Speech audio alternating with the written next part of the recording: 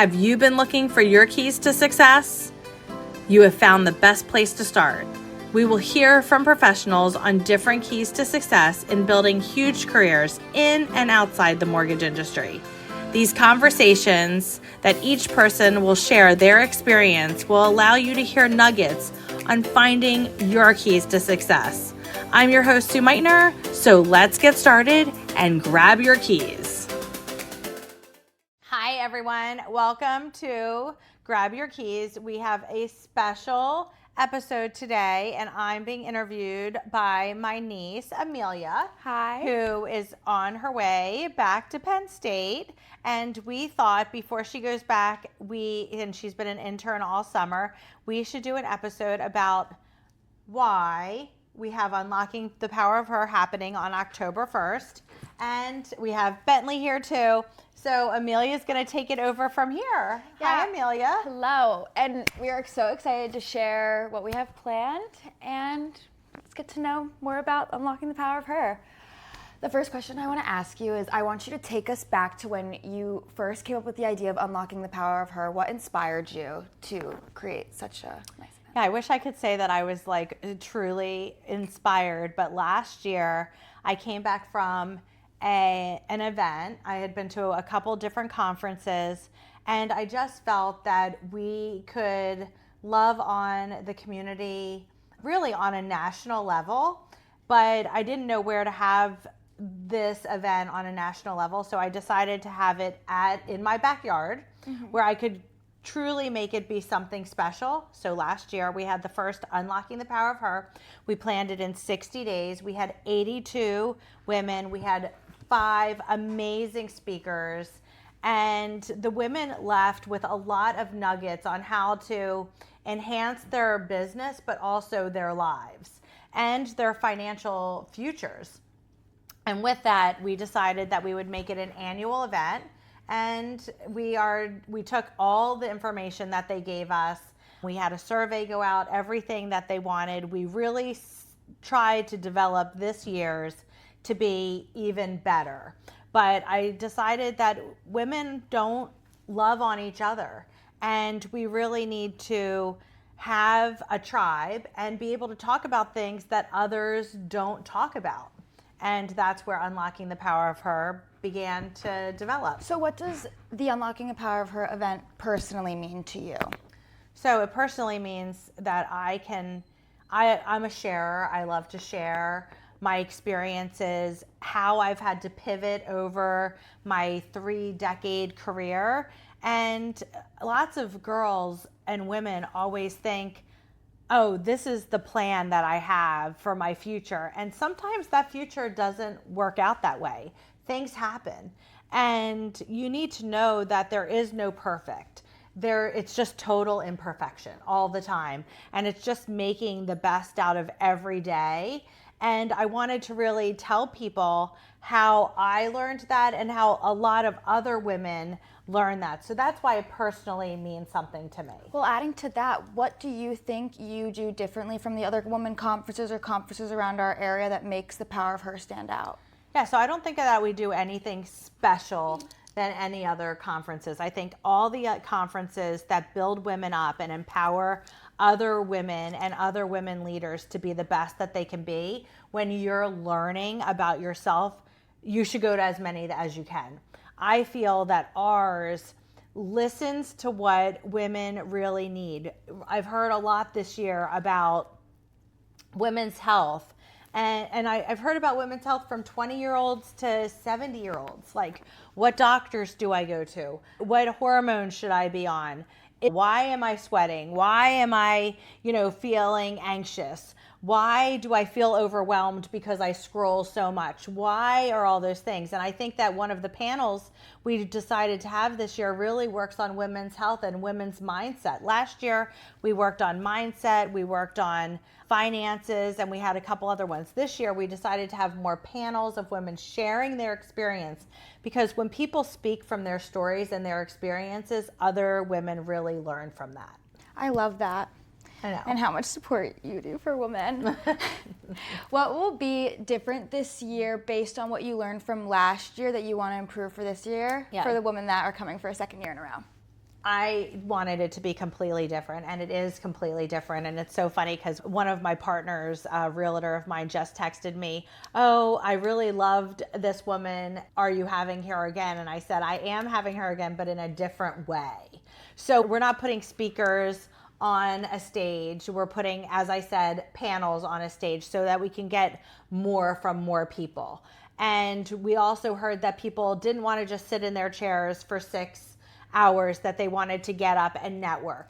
And that's what we're going to have: more networking, more interaction, and more stories. And we also heard from a lot of people that they wanted to hear about AI and how AI can, bring a human aspect.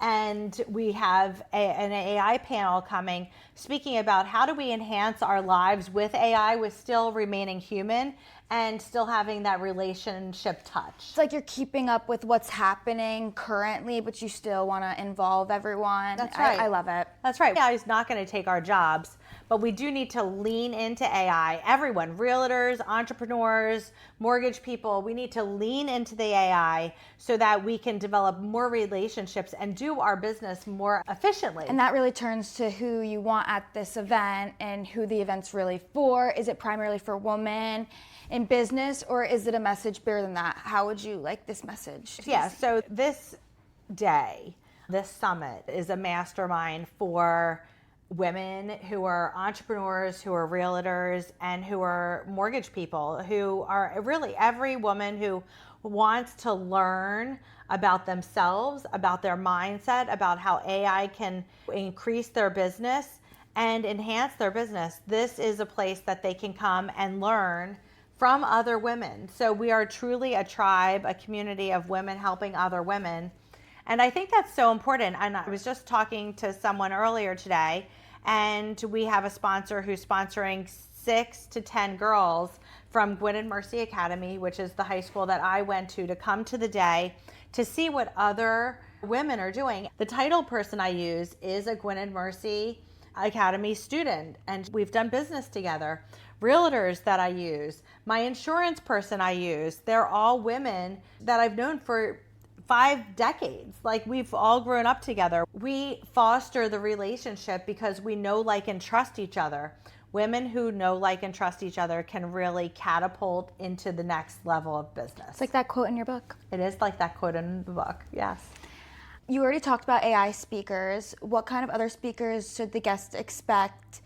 Is there any more that you'd like to talk about? Yeah, so we have a panel of speakers who all have had a rough time in their lives and how they've had to pivot from one thing to another. Some people have had to cultivate business. They went from being on a staff in operations to now heading in leadership. They had to pivot.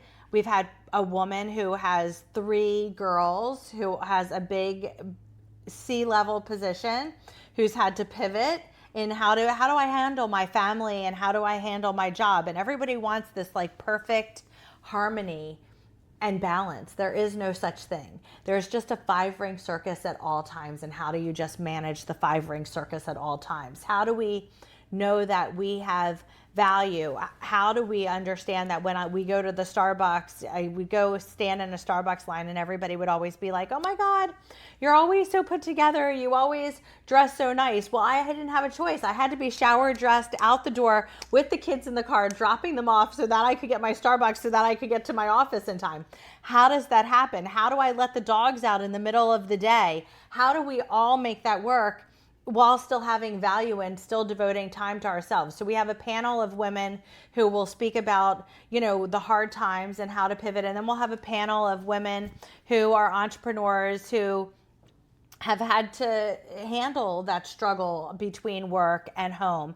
And we don't talk about that a lot. We just handle it. I think we do need to talk about it. And I think we need to make the next generation understand that what our generation did and took it all on, that we don't need to do everything. We don't need to take it all on. We don't need to be the providers of our families and the perfect moms and to get everyone to every sporting event. We can do that, but how do we be a village at the same time? Yeah, and we all just need to support each other. That's right. That's great.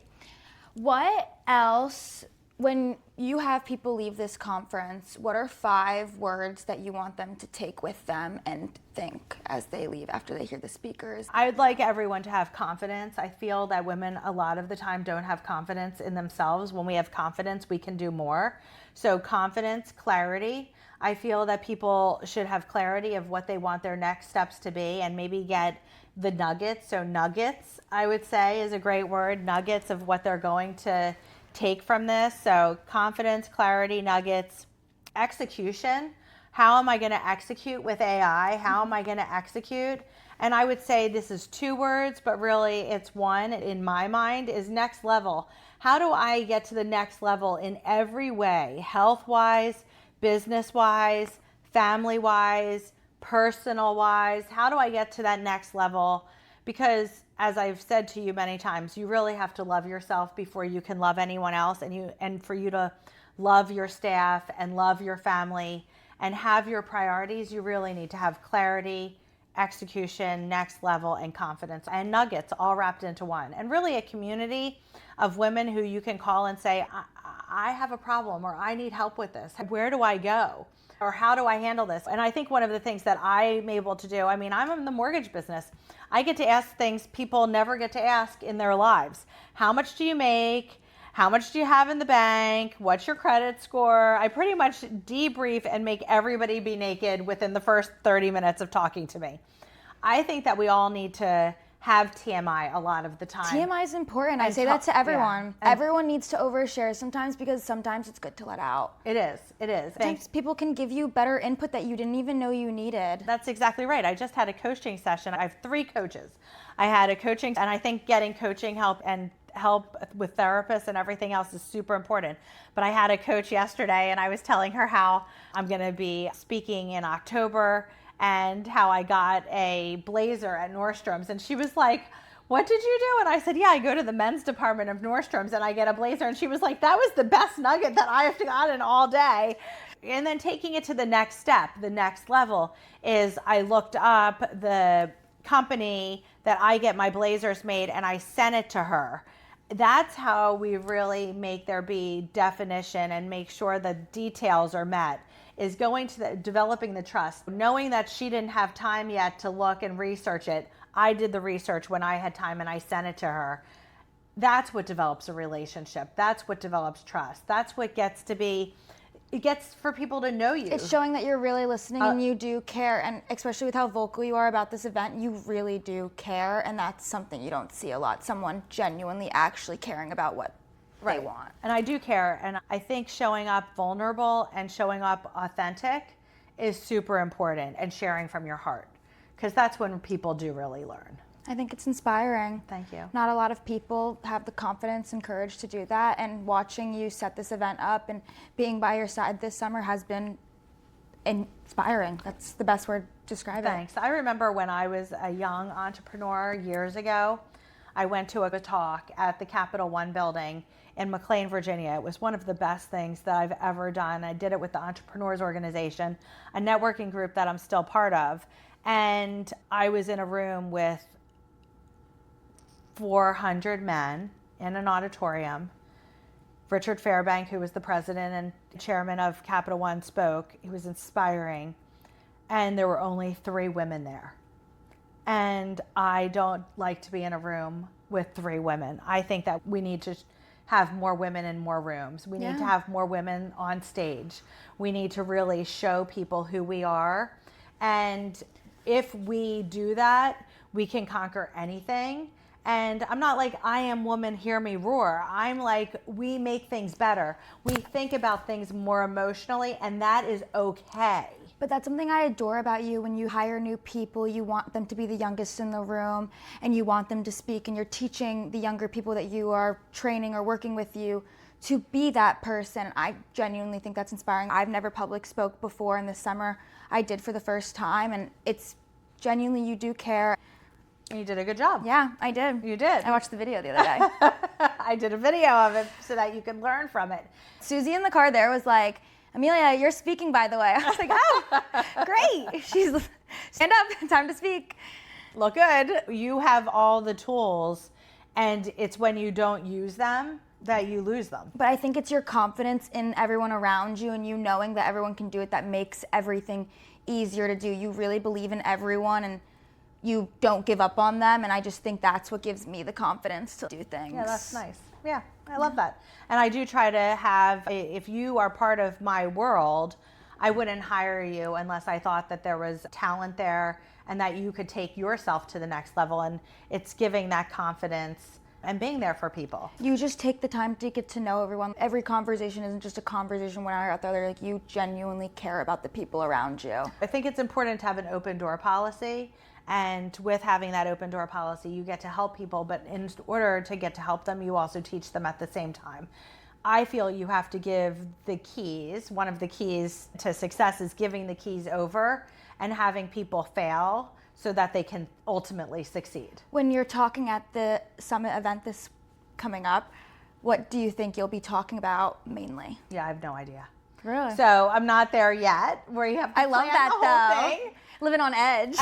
We will prepare something. I will be opening it up. I feel it's better for me not to be one of the key main speakers. I'll be emceeing the entire event. I was going to moderate all the panels, and then I felt it was actually better to have great women also moderating the panels.